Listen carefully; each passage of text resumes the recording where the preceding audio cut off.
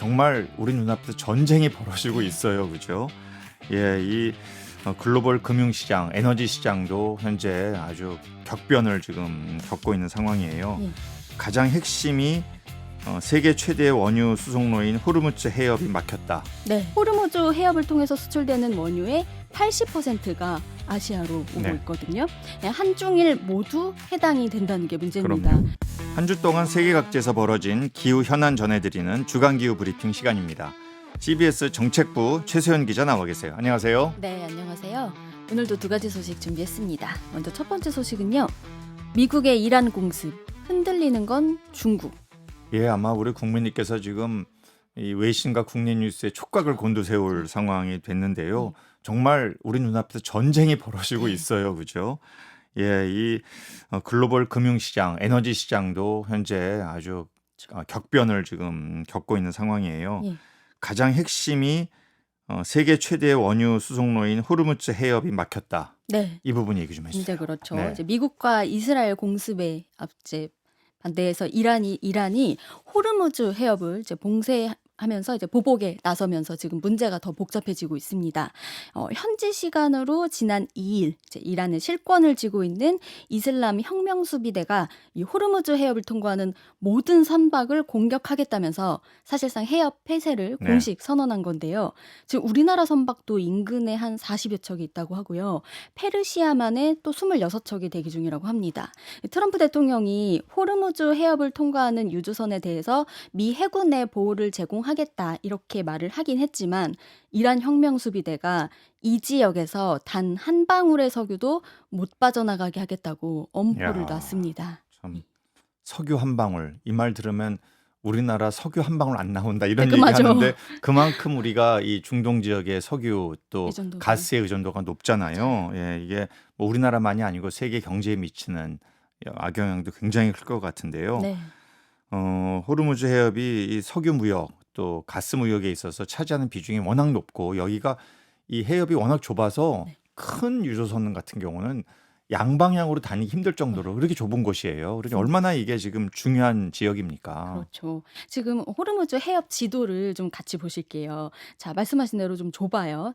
북쪽으로는 이란, 남쪽으로는 아랍에미리트 오만이 접해 있고요. 되게 좁은 바닷길인데 페르시아만과 인도양이랑 이렇게 연결이 되는 그런 바다에 위치해 있습니다. 자, 무엇보다요. 전 세계 해상 석유 교역량의 4분의 1을 차지하는 중요한 이 석유 통로입니다. 석유라고 했지만 우리 오일가스 포함했다고 보면 되겠죠. 페르시아만 주변에서 지금 석유를 수출하는 나라들은요. 여기 말고는 다른 해상 경로가 없을 정도예요. 그럼요. 예. 사우디아라비아, 이라크, 쿠웨이트, 아랍에미리트, 이란 모두 해당합니다. 근데 여기에 지금 이란이 다 폭격하고 있잖아요. 그렇습니다. 그런 상황이에요. 예, 이런 호르무즈 해협이 봉쇄됐다는 건 말 그대로 전 세계 원유 공급에 차질이 생겼다라는 네. 의미입니다. 네. 뭐 중동에서 분쟁이 일어나면 이것은 국제 에너지 시장이 들썩인다. 네. 이제 폭등한다는 것을 뭐 우리가 다 네. 이미 경험을 통해 알고 있지 않습니까? 네. 그런데 호르무즈 해협이 사실상 봉쇄됐다. 이거는 또 사실 처음 겪는 일이기도 해요. 맞습니다. 그만큼 심각하다는 거죠. 그렇습니다. 요새 보면은 막 밤새서 지금 전화나 네. 기사 체크하신 분들이 네. 많더라고요. 지금요, 뭐 북해산 브렌트유, 미 서부 텍사스유, 그다음에 중동산 두바이유 전부 가격이 막 요동을 치고 있습니다. 그래요. 선물 시장에서 하루에 10% 이상씩 막 뛰고 있더라고요. 보니까 지금 현지 시간으로 한 3일 정도 기준에 이제 보면은 브렌트유랑 서부 텍사스유는 한 4.7%씩 선물 가격이 올랐어요. 그래서 브렌트유는 배럴당 81달러 넘었고요. 서부 텍사스유는 74달러가 넘었더라고요. 선물 가격이요. 네. 두바이유는요 13% 넘어서서 배럴당 80달러 넘었습니다. 자, 호르무즈 해협 석유 수출이 막히면서 가장 타격을 입는 지역이요. 그런데 아시아예요. 그럼요. 예. 호르무즈 해협을 통해서 수출되는 원유의 80%가 아시아로 오고 네. 있거든요. 한중일 모두 해당이 된다는 게 문제입니다. 그럼요. 우리나라 약 70% 원유 수입량을 중동에 의존을 하고 있고요. 일본은 의존도가 90%까지 올라가더라고요. 근데 저희가 오늘 중점을 두고 살펴볼 건 중국입니다. 중국은요, 세계 최대 원유 수입국이죠. 그리고 이 원유 수입량의 절반이 호르무즈 해협을 통해서 들어옵니다. 중국의 진짜 문제는 당장 원유 공급량이 줄어드는 뭐 그런 것까지는 아닌 것 같아요. 왜냐하면 중국은 수개월 동안 이제 재고를 좀 쌓아놓잖아요. 그래서 이런 재고가 있고 LNG 재고도 좀 넉넉하다고 해요. 그래서 어느 정도는 완충할 여유가 있다고 하는데요. 진짜 문제는 중국이 그동안 이란과 쌓아온 관계에 있습니다. 그렇죠. 네. 사실 이란은 이 미국의 제재를 오랫동안 받아왔기 때문에 네. 이란 석유의 대부분이 중국에 수출되는 상황. 중국이 맞습니다. 가장 핵심적인 수출처 아니겠어요? 네. 막후 지지 세력이었다고 네. 봐야 될까요? 이란 원유의 80% 이상이 중국으로 갔다고 해요. 이란만이 아니고요. 미국이 얼마 전에 지도자를 축출한 또 다른 국가 베네수엘라의 최대 원유 고객도 중국입니다. 작년에 중국 원유 수입량의 17%가 베네수엘라랑 이란에서 왔다고 해요. 그럼요.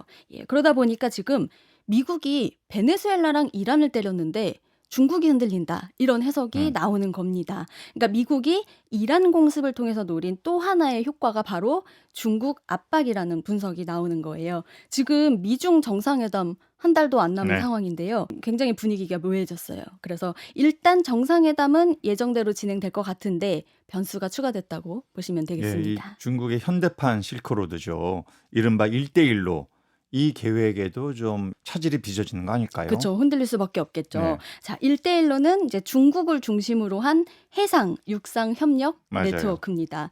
이란이 이 1대1로 프로젝트에서 중동 지역의 거점 역할을 하고 있었어요. 그런데 호르무즈 해협이 막히면 이 1대1로 해상 노선에서 핵심 에너지 물류 동맥 하나가 그냥 딱 끊기는 그렇죠. 셈입니다.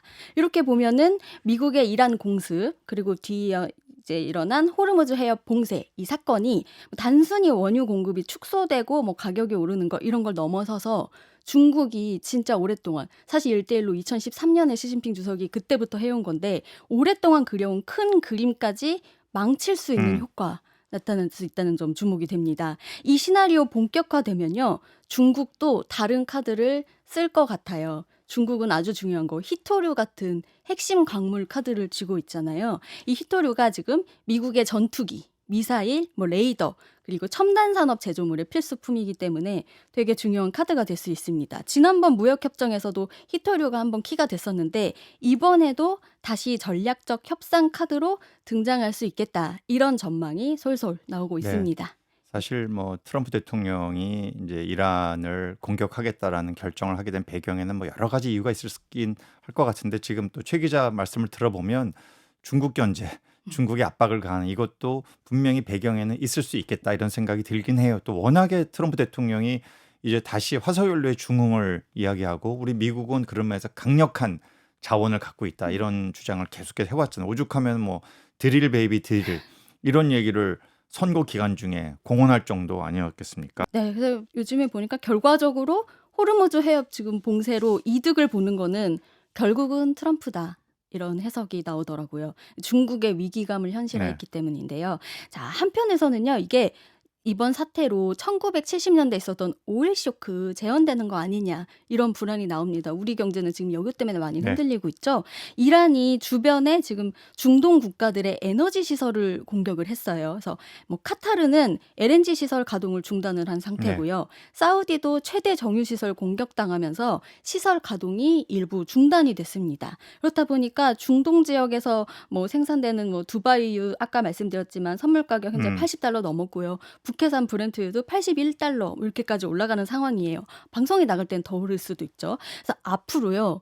배럴당 200달러까지 국제 유가가 급등할 수 있다는 네. 그런 우려 섞인 전망이 나옵니다.